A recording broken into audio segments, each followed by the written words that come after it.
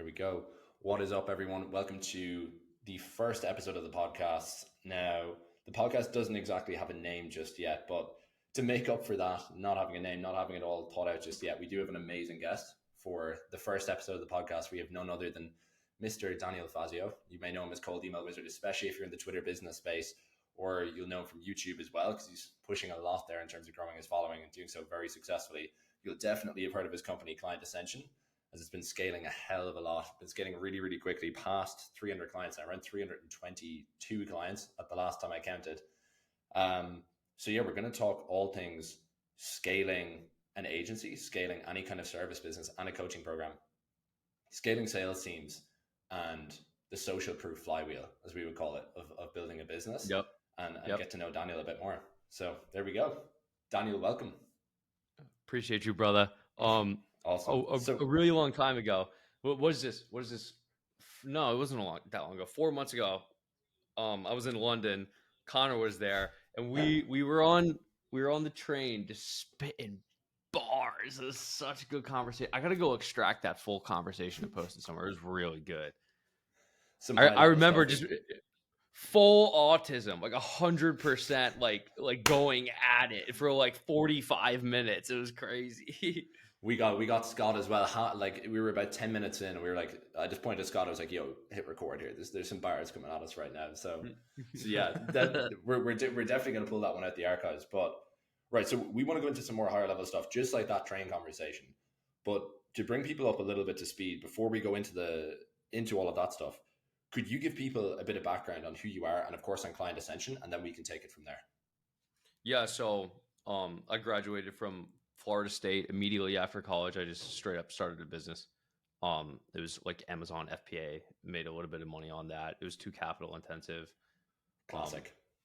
It's so bought a Ty Lopez social media marketing course, thought it was great.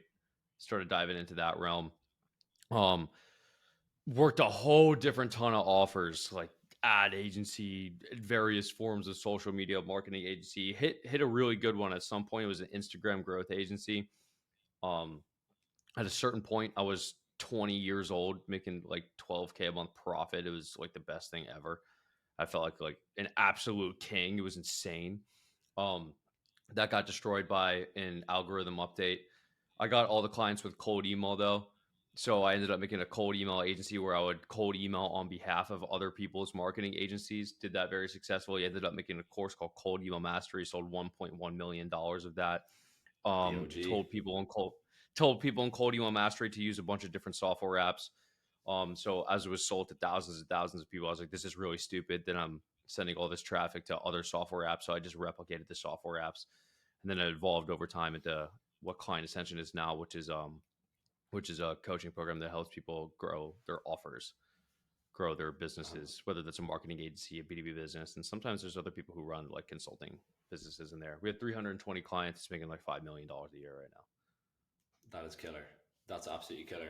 And bro, I wanted to touch on something there, which is sometimes when you can see people on Twitter and you see that they have such an amount of reference experience and knowledge, and it's generally that they've done a couple of different things in the past. So you go from different kinds of agencies, you then go into heavy outbound lead gen, then you go to the software apps. You've sold a couple of those software apps as well, so you've experience there. It's like you can kind of tell the breadth of someone's experience sometimes with the way they talk. You feel weight off their words that you don't quite get from other people. So that's actually something I want to do just shortly. I want to go into a couple of my favorite tweets of yours, because you can kind of sense experience off of those tweets, and it kind of hits a bit different. You can tell when someone knows what they're talking about or not. It comes across instantly. So I definitely want to get into that, but I think it's interesting for people to note that you've done a lot, despite people knowing you as when people think cold email, they think of you, or they think of Client Ascension. You've done a lot of different shit, and that does come across. So I want to talk about there. So, Client Ascension, I want to go back to the start, because we had a crazy launch. So for a lot of people who don't know, I coach in Client Ascension. I was myself and none other than Mr. Dan Crowley were the first sales reps on the offer there. Yeah. So let's give people a bit of background in terms of how Client Ascension started, because it took off like a rocket as well, right in the beginning. So do you want to talk through when you got the idea, when you and Andre, the other guys from Knowledge X, got together, got the impetus for this idea, and then how it came from there to launch and what the launch was like? Yeah, so if you were to take a distribution of this is always very interesting to me. People will say like, "Oh, you make like maybe you sell a course or a coaching program, you make a bunch of money doing that," and it's like, well, people buy that, and this is what people don't understand. So like, I got a text from a buddy, kind of last week, and he was saying like, "Hey, like I got this thing going on, like I've got a lot of traffic with it, but like I don't want to make a course," and I'm like, "Well, here's the thing with courses: people buy courses." Right. So it's like, what is the reason I made Client Ascension? Because people were asking for something like Client Ascension. Like they didn't make enough money to be a done for you client. They wanted more than just a course. They wanted right in the center, done with you. Right. So it is quite literally an ascension funnel. And like I teach this inside. I'm like, people want different forms of people want an outcome, but they want to get to the outcome in different forms. Some people want a done for you service. Some people want a coaching program. Some people want a course. So sell them what they want. Like it's very simple when you just look at like a basic market analysis. So if you were to take a distribution of how many people are both qualified and able to go into a specific offer done for you at the very top, like is what you would spend the most money on, so the least amount of people can qualify and would make sense for that. The next one down would be a done with you program, which could be like a hybrid of a done for you, done with you. That's kind of what Client Ascension is. There's done for you components and Client Ascension. Like we do things for people on their behalf. And then there's courses at the bottom where the most people can buy a course. You see how this just makes sense? So it's like, why do we make Client Ascension? Because people wanted to buy it, and that was it. 100%. 100%. Yeah, it makes a ton of sense. And the space was certainly missing that. When you actually take back pre-Client Ascension, missing one core coaching program that actually delivered results. And we've seen so many guys who've come through there, just to give a shameless plug for Client Ascension, where we take people from, let's say, the SMMA world on YouTube, and they kind of come out of learning a lot of bullshit, really, in reality. And then they come through, they have this huge paradigm shift because it's based on fundamentals. It's based on principles. How do you make a killer offer? How do you find your ideal market where they hang out? How do you get that offer in front of them in a way where they'll see it? And principle-based learning rather than learning tactics of cold looms or these kind of things that you'll see there. And you kind of see the results that people have when they've been kind of orbiting for a while, getting a bit of reference experience. And then once they actually get very specific knowledge from people who've done and are doing what they're teaching, it just takes off like a rocket.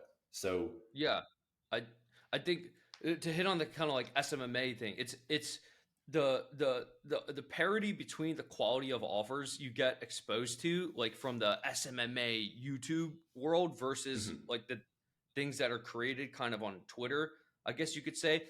It's so crazy. And I believe the reason why is because there's more a community aspect to Twitter, where if you have a garbage offer and you aren't doing very good, you're going to get demolished. Like people are going to talk shit about you and everyone's going to see it. Absolutely everyone. yeah, Compare that to like, I guess like YouTube, I guess you could say, like it's not a lot of people make a video. Like, like say someone has some garbage offer, right? You got to sell that to tens of thousands of people before one person would be like, yo, this sucks. On Twitter, if you sell something to like 8 people and it sucks, people are going to start tweeting, yo, this sucks. Like really fast, super fast. It's more of a community aspect to it. So people can get away for a longer time on YouTube with selling garbage. It's very interesting to me. Like the way with which people will approach offers, and this happens a lot with like BizOp courses. It's very interesting. And that they'll make some giant claim where it's like, you're gonna hit this, you're gonna hit $10,000-$20,000 per month in like 2 months or something like that, and they'll sell it to beginners with no context as to who should be sold that offer. So it's like 55% of people that submit an application for Client Ascension are just straight up rejected. It's just no. You aren't. You don't know enough to be in here. Even if you had the money, even if you paid double, I'm not going to let you in because you're going to have a bad experience. You just are. So this is the differential. But there's 2 different kinds of people. There's a kind of, and it's based on their time horizons. So many people sell some high ticket stuff nonsense garbage to people who really just it isn't for, Yeah. because they want the money now. I promise you, I could spin up some offer right now, like kind of high ticket, make a huge claim, sell it to those 55% of people, maybe price it between like 3K to 4K or something like that. I promise you, I could do like 2 million next month. I promise you I could, but I don't, Yeah. because I'm thinking on a 5, 6, 7 year time horizon where it's like, no, I want basically every single person who comes through this to get results and have a really good experience and have it like functionally make sense for them. It's just a completely different parity between it. And it's This, there's a certain quality of person I like interacting with. And this is what you have to do when you run a client-based business. You're going to screw it up in the beginning. I promise you will. So you're going to sign some client, they're gonna be a pain in the ass. They're gonna ask for a refund even though you gave good results. You just didn't have the context as to like, you what a learn good how client to vet actually them is. over time. A good parameter is like doing it based off revenue, but it's not always based off revenue. It's like, it's kind of like culturally and like how they act. You will screw it up. It's kind of like one of those things where like someone tells you don't make this mistake, but it's like, no, I have to make the mistake to find out. Like, I need to A see it. 100%. Yeah, and that makes a ton of sense there. So it's almost, yeah, there's a certain demographic of the market that you want to sell to, and this talks to levels of market awareness. Where how are you going to get at those people, especially in a more competitive space like with me selling to e-commerce brands, probably the most competitive space of all, at least in the online space. I'm sure there are potentially way more tapped niches out there in terms of boomer businesses that I'm just unaware of. But the way that we sell to those and market to those kind of companies in order to get the kind of quality brands that we want to get in to the company, it's far different. So I completely agree that there's a certain end of that bell curve that you want to interact with, and only that end of the bell curve, and you want to just fuck off every other. Yeah. You're fucking off essentially 80% of the market at that point, but it's so worth it. So you talked about the long term there. So this is quite interesting because we talk about time horizons as well quite a bit, and you and I did that day in the tube. But we're just in Q2 right now. We're about halfway through Q2. It's now the 20th of April as we record this. On that long term vision, client ascension at about a 5 mil run rate right now. What is the vision for it in terms of how the program is going to look? Still, obviously, getting the results for clients that you're currently getting, actually improving those. But what's the vision for it as we move on in Q2 into Q3 and Q4? Where do you see client ascension going to? So no, it's arisen into a situation now where there's a ton of people who've got a ton of results, and then they're stepping into a different realm.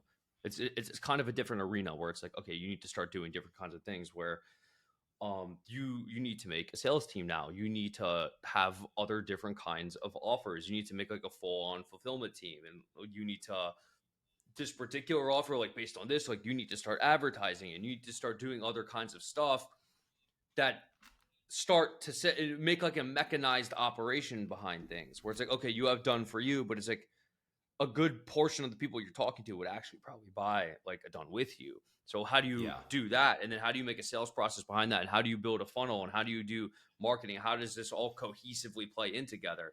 And particularly about like the sales team and stuff, like no one knows how to run a sales team. We have a sales team of like 8 right now, right? So and you were on it at one point. So yeah, that's how it evolve. It will be serving the people who have got, they go through the core client ascension thing, they get results, and now they're like, okay, I want to get to like 100K, 200K a month now. And it's showing people how to do that. And then also probably some lower ticket stuff that kind of helps people get the ball rolling, like get their first client to make them go into core client ascension, then from core client ascension like arise to that situation where they want to get to like 100K, 200K a month. And this is what people don't yeah, understand behind like an ascension funnel. So it's like, oh, I'm going to have this product that leads to this product that leads to this product, unrealizing of the fact that like the elapsing of one single person through an ascension funnel built like that might be like 2.5, 3 years. Like it's a mm, really long time. People don't think on these time horizons, though. I don't know who I was talking to the other day, but they said you can only think of time horizons from what is behind you. So if you've been in business for like 2 months, nothing that's longer than 2 months matters. Like you need to get a client yes, right now. So it's like now I've been in this since 2018. So it's 5 years. So I'm thinking like, oh, okay, yeah, I'll plan this for 5 years from now. That's fine. That makes sense. I've been in this for 5 years. You see what I mean? Yeah, How it works? It's so true. You can it's only almost. see exactly how long you've been in.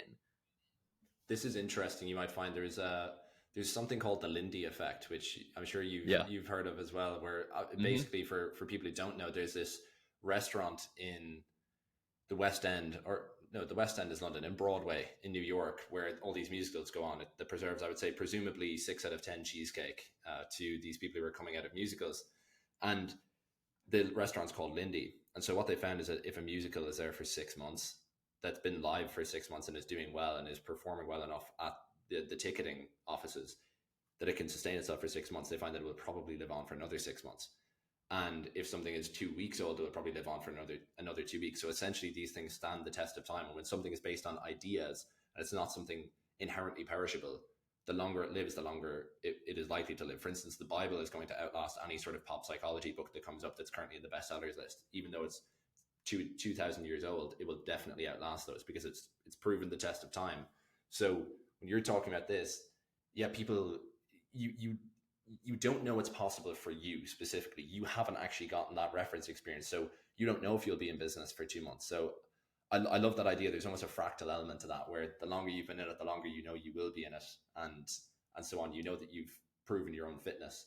So there, when you were talking in, let's say, 5 year terms, that's, I don't think people talk about that in terms of coaching programs or masterminds. No one really talks like that. So it's definitely gonna be quite interesting to see where that goes over the Dude, next couple of years. that's it's actually so interesting because if you were to take on a distribution of like who's the best to work with in client extension, it's people who have been in business the longest.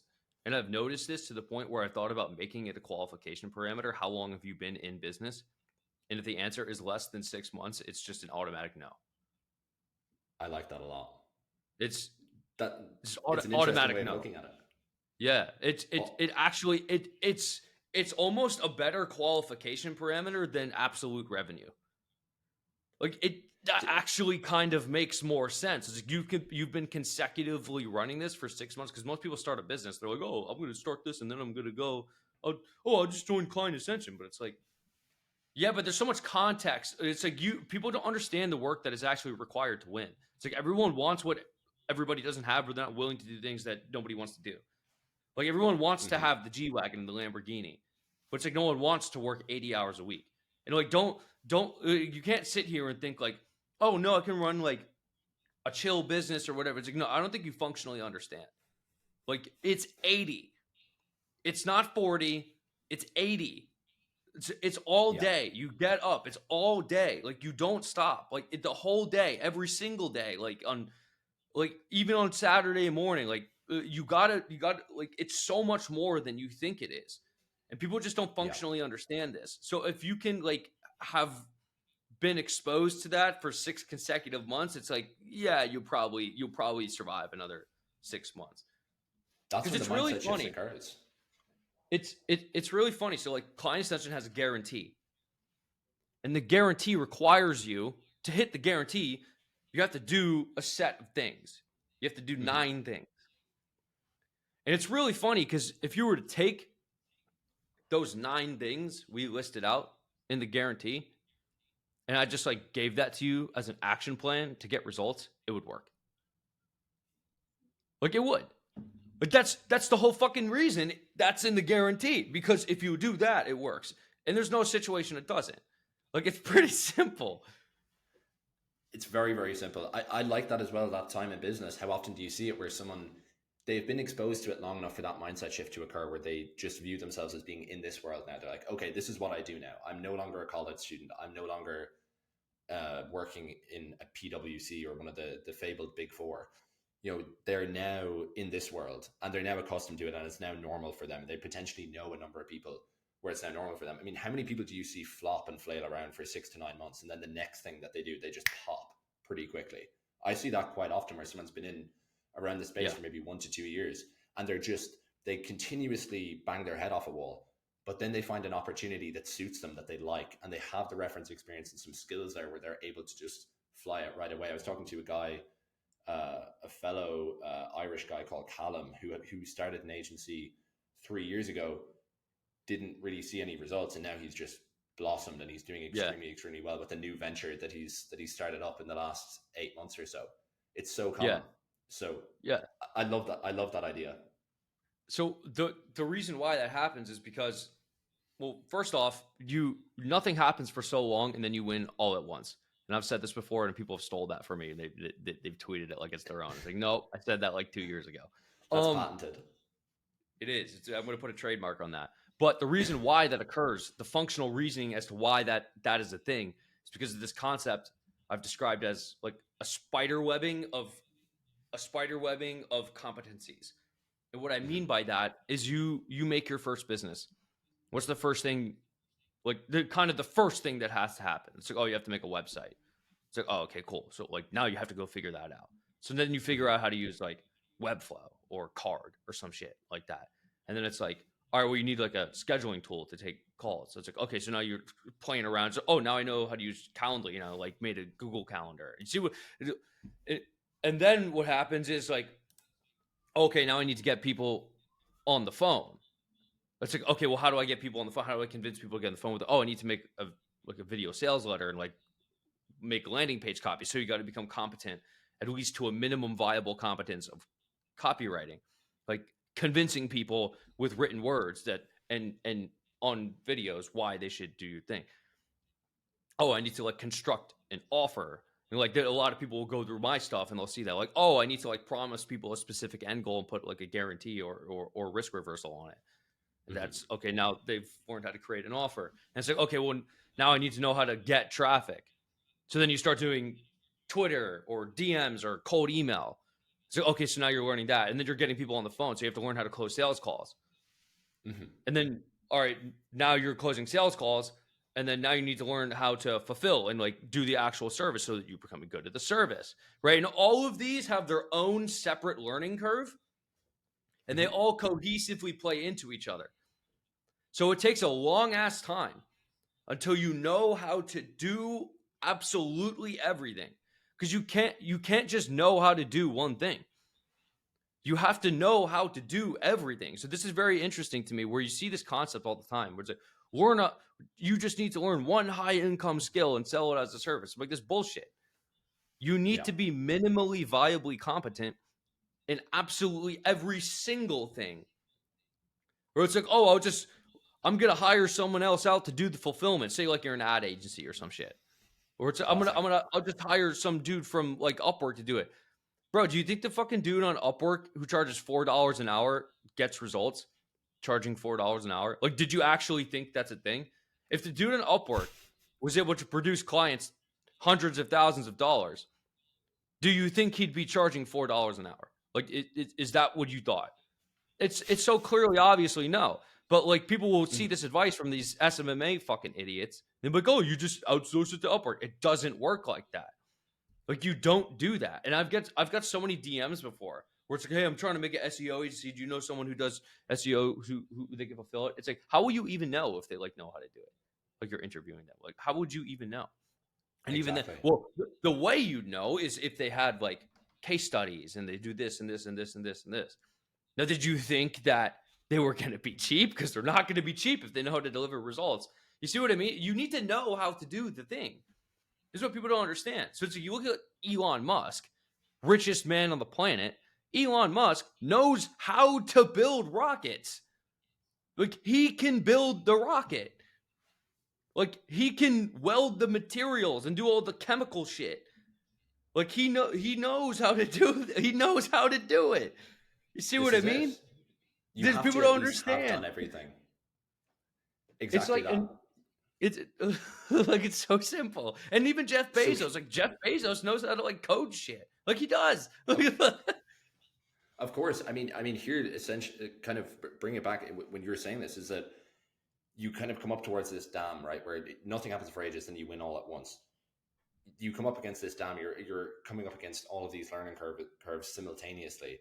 And eventually you know too much for it not to work. So you eventually come up to this boiling point where it just overcomes and the dam starts to flow over. It couldn't not do so if you continually keep hammering at it. It's just, are you willing to you're not going to understand anything about event distribution at that point yet. You just haven't been in it long enough. Like we're saying, if someone's in the 2 months, they're not going to look past 2 months in the future. So you have to have that blind faith almost and be able to stick with something and not see results for a long period of time. Hopefully you've done something previously in your life, whether it was a sport or whether it was another skill where you've actually been through that learning curve before, which will certainly help. But yeah, people don't realize that things come in waves. They always come in waves. Always, So, always.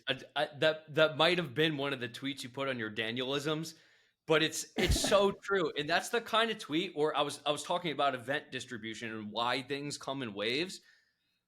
And it's stuff like that. Like when you tweet stuff like that, it appeals to a very specific kind of person. And it appeals yes. to the kind of person who's like you. And the kind of person who's like you is inclined to sense. And it doesn't mean you have to be running a giant business right now. It just means that you have to like have a pretty high degree of like you're just basically not an idiot, and you can look at things and understand them. But Yeah. I kind of tied in that one thing, event distribution, around it's not 80%, it's not 20% of the cold emails that get 80% of the results. It's 20% of the days you send cold emails that get 80% of the results, just due to raw statistics. Like shit is just not evenly distributed. Like it just isn't. So what you're doing, say you're sending 100 cold emails a day, whatever, and you're doing it for 3 consecutive months. There will be 3 days, or there will be like a set of 3 to 5 days in that month that might be scattered that get you all of the clients just on those days. But if you didn't send it for the other 85 days, you wouldn't have known which 3 to 5 days it was. So it's like this, even in the stock market, I saw some analysis of this a while back.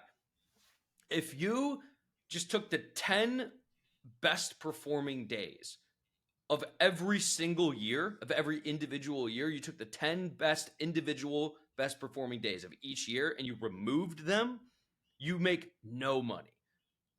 All of the results, you make zero, you lose money if you miss out the 10 best days of the 365. Like legit. If you just remove those, you lose money. It's only those 10 days that make all the money. And you can't know which 10 days it is unless you're in it for all 365. There's no way around that. It's the same thing with marketing. That's how it works. Yeah. It's super weird. That is how it works. And that's a perfect segue. I want to talk about event distribution here. In a very specific tweet you made. We'll do this segment here. I've compiled 10 tweets of yours, like you're saying, things that stick in the craw of certain people when they are implementers. So I've got 10 tweets here. The first few are on event distribution here, but specifically to a service-based business. Like you're talking about this in the markets even. This is pretty much everywhere where you'll see this regression to the mean concept and managing your emotions through the low times, knowing that the good times will come again. So I've got this one tweet here. This is a longer tweet, so I want to read this one out because this is one that particularly hit me. So the thing with selling expensive services is the volume with which sales occur is not dopamine sustaining as it would otherwise be with low ticket. You need the conviction and mentality to not go into emotional spirals of hating yourself. It's incredible the sheer quantity of guys who downward spiral into negative feedback loops because their dopamine receptors are not fired every single day. If you're selling $3,000 to $5,000 stuff and growing at 1 client per month, you're still growing the business even though it feels slow. Dudes will throw in the towel because they can't withstand the pressure of operating in the face of perceived resistance. You actually need to just calm down and trust the process. Let's talk through that for a service-based business. What should people do here? Yeah. So this is it's so hard to describe. It really just is. That's one of those things where it just is a mindset thing where it's like, bro, like keep sending the emails, like keep tweeting, and obviously like tweak stuff. If something just like blatantly isn't working, then change it. Like, and this is another concept I'd like to talk about, where it's like kind of finding product market fit. And the way what you're looking for is like what's like the phrase or the idea that sparks the most interest. And the way I facilitated this with Client Ascension is we have an opt-in page where you submit your name, email, phone, and it goes to a sales page. So the way I was testing, like, what's the big idea that hits the hardest, was by making split tests on the opt-in page, and then just seeing which one beat, did this one beat this one, did this one beat this one, did this one beat this one. And bro, I made hundreds of these until I found the one we have now. Hundreds. And this is what people don't understand. So it's like, I was literally on a coaching call yesterday, talking with one of my clients, and he's like testing all these. He's like, I tested 4, and like, well, this one I feel like it's just not good enough. I'm like, yeah, it isn't. Keep testing. Like, keep going. It's like, bro, I did this over 100 times, and it takes a long time. Like, people just don't understand. But when you hit it, when it hits, it's like, holy shit. You feel it. You're like, yeah, that's the one. Like, that's the one. And it takes so long to find it. And you see these stats, 95% of businesses fail. It's, yeah, because they don't do shit like that. Yeah. Because they don't. 95% of businesses fail because they don't even like try for more than 6 months. This goes into one tweet I wanted to pull out, which kind of speaks to this. This is the third one I put in here, which is about lead indicators, like you're saying here, where that's really what you can control. You're not going to control the lagging indicators. There is an element of randomness there. You're saying your inability to properly set goals, targets, and lead indicators is exactly why you're stuck in a feast or famine cycle perpetually. You must implement base minimum lead indicators. You're required to hit every single day without exception. If your lead gen mechanisms include cold email and you're not ensuring that there are always leads in the pool of receiving emails, you're not taking your business seriously. You're going to be in that 95%. If you were using Twitter, LinkedIn, YouTube, whatever for content marketing, and you are not requiring yourself to produce X amount of content per week/month, you are not taking your business seriously. You must fall in love with the required actions. Yeah. So this goes into this like concept of sales velocity. Well, like, there's a video on this in client extension where we had to make it because we had to explain to people, because what they do is they start sending cold emails and they get responses, and they sign some clients, and they're like, oh, I'm going to turn the lead gen off. I got to like handle the clients. I'm like, no, Bad mistake. Don't do it. That is the mistake.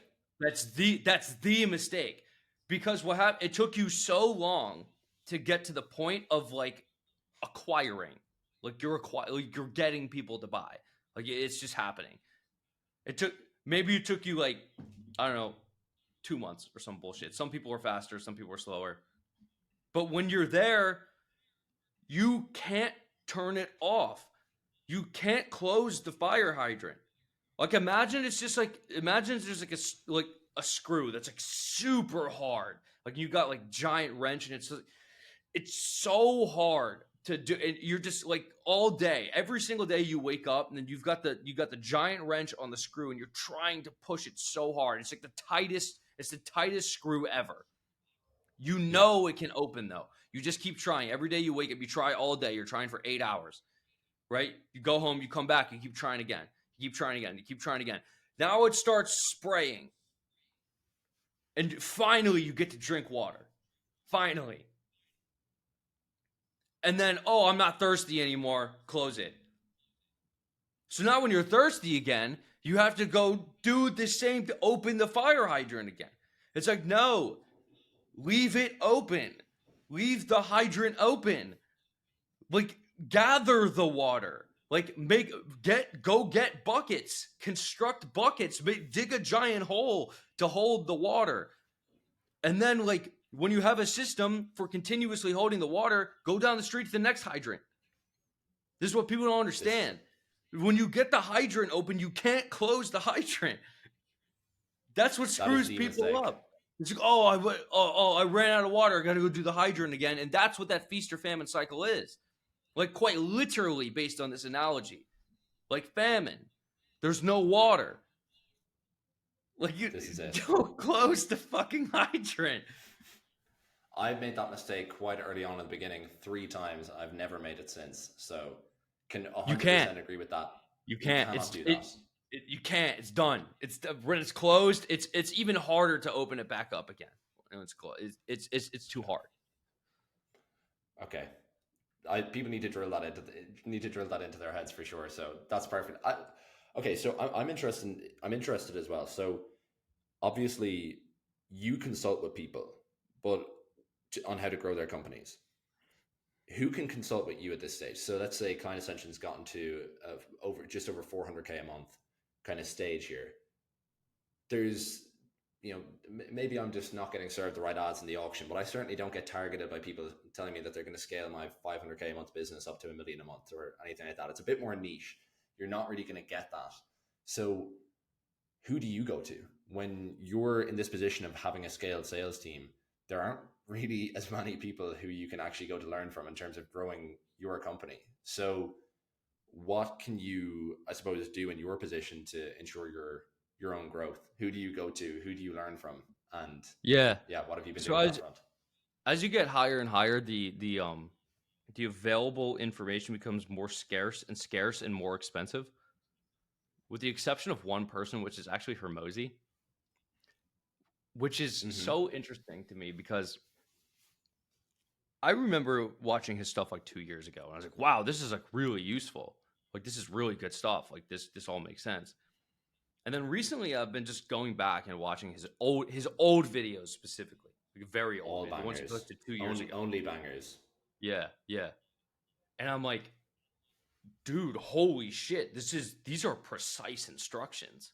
I'm like, I need to do this right now, like precise instructions. And I'm like, holy fuck. So going back, and it's like the only kind of person who can help me now is someone who's like a Hermosi or someone who's at like 3 million a month. So like I bought Cole Gordon stuff. Cole Gordon has really good stuff and things like that. But it's like there's not really much. Someone's at like 100K a month. Maybe they could show me some tactic that like incrementally improves things. But in terms of like fundamental reworkings, like restructuring of things, like the only kind of person, because everything I'm doing, if I'm going to implement some kind of like system in the business, it's specifically something that is Lindy. Like it's someone has done it and that took them to like 3 mil a month or something. Like only stuff like that applies to me. So if I see something like, you can compare this to someone who's like, I don't know, they're at 5K a month or 10K a month in their agency. They can come into Client Ascension. I can write them a new offer. We can give them a lead list of 3,000 people, write their cold email scripts, and they can almost instantly get to like 30. Yeah. Like just like that. They're super fast. They might need a little help on their sales, and they'll need to make systems behind. They'll need to hire people and create like client fulfillment systems, which is something we help them do as well. But tactical stuff works up to a certain point, and then it becomes like solely fundamental. It's like only fundamental stuff that actually works. Because if you were to, I was saying this in a call yesterday on my coaching call yesterday.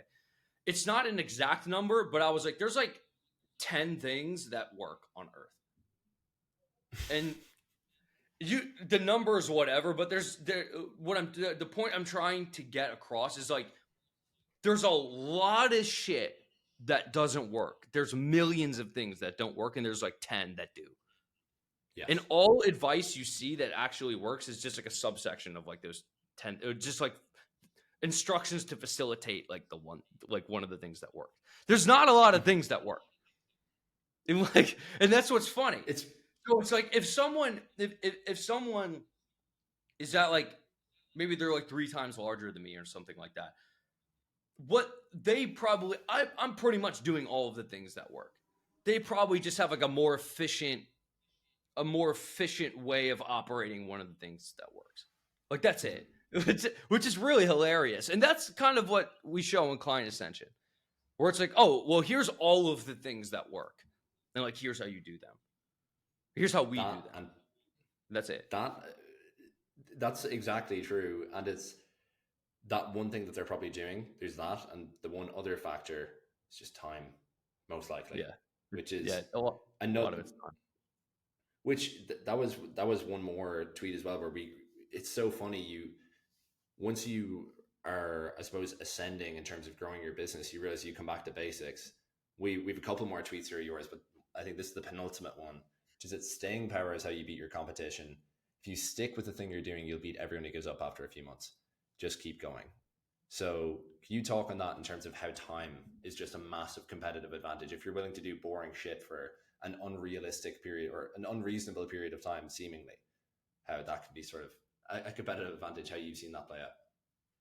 Yeah, so there's a big difference between people get really confused by this sometimes. To say, I've seen this happen all the time, bro. I can't tell you how many people just come into existence and they start like copying my stuff. Like, oh, I'm gonna make that offer, and they make some giant claim or some shit like that, and they just do dumb shit, and it's like then they don't exist like 6 months later. Like for some reason they just don't exist 6 months later. It just continuously happens over and over again. I can think of one who we discussed in London, but yeah, I can think of one exactly that right off the top of my head. So, yeah, there's a difference between someone, I don't know, say you found new guru existed, right? And he's saying like, oh, just you can hit 100K a month just doing this like super fast, like, and then he starts posting screenshots. Oh, here's my 100K a month, here's my 200K a month. Yeah, we're growing, and then like somehow he doesn't exist 6 months later. It's because he was probably doing some shady shit. There is a difference between somebody hitting a 300K a month or 400K a month versus hitting a 300K a month, 400K a month for multiple years on end. There's a huge difference, and you need to decide which one that you're more interested in learning about.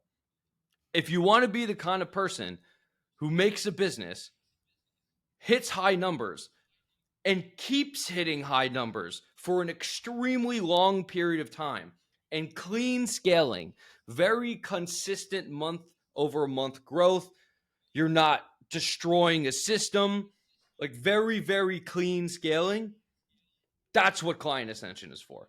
We're not here to teach you how to make some astronomical amount of money in some extremely short time period. You get burnt out, a bunch of shit happens, things fall out, you lose a bunch of money. We're not into that. I'm not into that. I'm into building a business. I'm going to be in business for 40 years. That's what I'm interested in. That's what you should be interested in. I love that. 100%. We had that discussion of clean scaling. I mean, we'd said even mathematically, if you grow 10% month on month for a year, that's insane because you have the compounding element of it. That's not 120% growth over the course of a year. That's probably, just off the top of my head, probably somewhere in the 200% range. So when you're doing 10% month to month growth, that could look, in the beginning, that could look like you adding 1K a month, depending on where you're at. But you consistently do that. You consistently grow at that cadence. That is infinitely better. And that's a business that can scale. Our fractional CFO at our agency, he works with a lot of the biggest e-commerce brands and e-commerce agencies across the UK, Ireland, and some in the US as well. And when he was talking about our growth, he was like, oh my God, you never go backwards. And it's because we've grown just by not losing clients. That's another way to grow. Mathematically, you have three ways to grow a business, which we'll talk. And when we spoke about this as well in London, which you can either, if let's say you wanted to double the revenue of a business, let's say you're charging 3K a month on average, you're acquiring 4 clients a month and your churn is 10%. You can actually mathematically calculate where that business will cap out at. So it'll basically, for people listening, it'll cap out at wherever that 10% churn equates to 4 clients. So if you lose 10% of your clients each month and you're acquiring 4 clients each month, you'll cap out at 40 clients. You're charging 3K on average, we said. So that business functionally, mathematically cannot grow past 120K a month. Now, if you wanted to grow that business, if you want to double it, you could either double the rate at which you acquire clients, you could double your prices overnight, or you could half your churn. If you wanted to double the amount of clients that you're acquiring overnight, that is operationally complex. Internally, that's a nightmare. We acquired 6 clients in January, a lot of referrals primarily, and it was somewhat unexpected. It was a nightmare. And if you're trying to double that overnight, really difficult. You want to double your prices overnight, a lot of your clients will probably leave, most in fact. But if you want to half your churn, it's so easy. And the business slowly just expands into a double the size kind of business. Slowly expands to 240K a month over time. So we talk about clean scaling, and it's of course everything that's taught inside Client Ascension. If you just grow 10% month on month, but you're committed to doing that for 3 years, dude, you're going to be, you're going to be in a great position. So I love that. You have to solve, it's so important to solve the operational load problem, where it's like, that's why you want to acquire them, like not hyper fast, Like you really got to do like most of your job in the beginning is making sure they stay and like building product and building service, like making sure it's like actually really good. And it's actually two components. Like, yeah, it's the client results, but it's also client experience. Like, what is it like working with you? Like that, people don't really Yeah. talk about that. It's both. They're equally as important. So if you're just getting results, like cool, but if they also like you as a person, they kind of have a relationship with you, they will stay longer. I promise they will, because they'll get another service provider that comes over and makes a higher claim and says this was like, oh no, that guy doesn't know what he's doing over here, yada yada. If they don't like you, they'll be like, oh, okay, yeah, all right, I'll just try with it. But if they like you, they'll feel a loyalty towards you. They'll be like, no, I like this guy. Yeah. 100%. Dude, that's so key, and prioritizing that client experience is something we've worked on a lot. So I'm excited to share some of that actually in Client Ascension pretty soon, because we've been working a hell of a lot on that as well. So yeah. Dude, the reason I have the final tweet here that I collated here, and there's a reason I made this the final tweet, because it's more of a meta point, and it's what we talked about, which is almost your whole philosophy on business in general, but in a 2-line tweet with about 100 characters in here. So we've talked about this. You said there's the number is arbitrary, but let's say there's only 10 things that work. But from a meta perspective, in terms of marketing your business, we've talked about there's only one thing that works, which is this result to social proof, using it as a testimonial case study to that marketing flywheel. So in the case of a service business, killer result to social proof to outbound, and you just rinse this in a flywheel over and over. And so you have this tweet here: you're a default an internet scammer until proven otherwise. Your sole and only function as a business owner is collecting social proof. Can you talk on that a bit more, and your philosophy on marketing a business? Yeah, so in the early days of internet market, I wasn't here for the early days, but I sort of remember it. You could make any claim, like no proof required, and it would just be like, oh, well, why would someone lie about that? And that's what, and then people did start lying about it, and that's what fucked it up. And this is also why, if you put like quantifiable client results as an ad and you submit it to any ads manager, it gets rejected. Or if you have a weight loss product that shows a before and after of this person lost this much weight, it'll get rejected every time. Every single time it'll get rejected because it works too well. Some things work too well that it's not allowed, which is just so funny. It's absolutely hilarious that is a thing.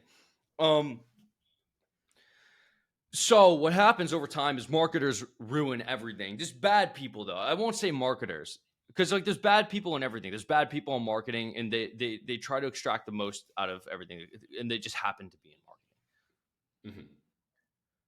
So all of these claims occur, and then it's like, oh, this person ends up being a scammer, right? And then if someone scams an astronomical amount of people, it's huge news, right? To the point where it's happened so many times to where everyone in the collective consciousness has just decided everybody is a default internet scammer. If you make any claim, you are default a scammer. So you have to back it up with proof. You have to. This is why people have a tough time getting clients in the beginning, because they don't have proof, right? So in order to compensate for not having proof, you have to have a risk reversal, and you have to show your face, like on a video sales letter. So you're risking something. You have to show the clients that you're risking something. You're risking your reputation, right? I exist. I'm this person. When you hit a certain, only a small subsection of the population will buy. An extremely small subsection of the population will buy, just based off a claim, zero risk reversal. If you have a claim and a risk reversal, the next subsection of the population will buy. If you have a claim, a risk reversal, and evidence, all of the population will buy. Now, I'm not saying all isn't every person on earth. I'm saying all of the people who would make the offer make sense for. Everyone in that specific market, all of them would buy. Now it's a sliding scale.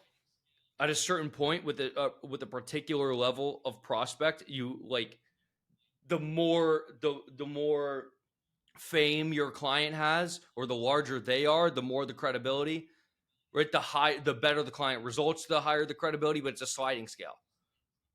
Yes. It's important you get social proof, but then it becomes about getting social proof from particular people. You see what I mean? This is interesting. I was having this conversation. I love this is almost the underpinning philosophy of marketing a business. Well, this is the underpinning philosophy. It can only be that. What else can it be? We were talking about this on the social proof element of things, where you need proof. I have a great friend here who runs a Shopify development agency. Now, he has worked with basically all of the biggest e-commerce brands in the UK. I'm talking brands that have exited for multiple 9 figures and these kinds of brands. He doesn't have a guarantee, nor does he fucking need a guarantee, because when a brand looks at his landing page and they can see who he's worked with, they see the testimonials from these kind of people, and they're, oh my God, this is the person I look up to. This person has sold a brand for 150 million, or this brand is doing 30 million a year, whatever. Is when they can see what the work that he and his team have done for them, he doesn't need a guarantee, because a guarantee is one method of a couple of increasing someone's perceived likelihood of achievement of the result that they want to achieve. So when they see that level of social proof, there comes once again like a dam of that we were talking about, of getting up to a minimum level of competence to sign your first client. There's a dam where you go beyond, where you have so much social proof where someone looks at it and they look at who you've worked with and they're like, well, obviously it's going to work for me. I don't need any risk reversal. Seeing who you've worked with is enough for me. So this is fascinating, where you're saying that the final line of that tweet is, your sole and only function as a business owner is collecting social proof. Once you do that to a great enough extent, you don't need the guarantee. Specifically, you can only take out the guarantee when the people you've worked with are massive, like hyper massive. That's when you can take it out. If you take it out, you'll have a decrease in sales velocity. I think a lot of people, if we talk about guarantees, a lot of people say, oh, it attracts the wrong kind of person. It's like, no, you're just doing a very poor job of qualifying them and setting expectations. Yes. That is what is screwing you with a guarantee. Where it's, if you come into client ascension, we're going to tell you, yeah, we'll give you a guarantee, but only if you do this. It's a trade. We'll guarantee you results if you do this. We're going to give you all the resources to do this, but you have to actually do it. And it works 100% of the time if you do the things. Boom. It's very simple. Now, you're in client ascension, you could see this. So it's like, you run a coaching call every week. We have like 14 coaching calls. You run one of them. Yeah. The people that consistently show up to the calls are the ones that get all of the results. It's very simple. In every case as well. I can't really think of any exceptions. I can't think of any exceptions actually off the top of my head. But dude, I think on that result to social proof to marketing flywheel, I think that's a perfect note to finish off, because that to me encapsulates a lot of your philosophy, and it is so, it's almost just basic experience driven. What would I say? Epistemological knowledge, where you've just gotten it from experience and you realize the weight of what you're saying there. If you're not experienced, you think, well, where's the real information? It's like, no, that is the real information. That is what is going to allow you to access everything that you want with your business, is by just following the basics at an extremely high level. And that is what you need to follow. Fact. So perfect, dude. Where can people find you? So we'll talk through Twitter, your YouTube, of course, Client Ascension. Where else can people find you? Where can they follow your stuff? And it's pretty much it. Just Daniel Fazio on YouTube, and Cold Email Wizard, what's Black Hat Wizard on Twitter. That's pretty much it. I'm banned from Instagram, so I don't have that. Of course, Meta, not your biggest fans, guys. Everyone listening, I'm going to put all of Daniel's links in the show notes for Spotify and Apple Podcasts, and for YouTube, it's going to be in the description of the video just below here. And yeah, Daniel, thank you very much for coming on and sharing your wisdom today. Appreciate it, brother. Peace.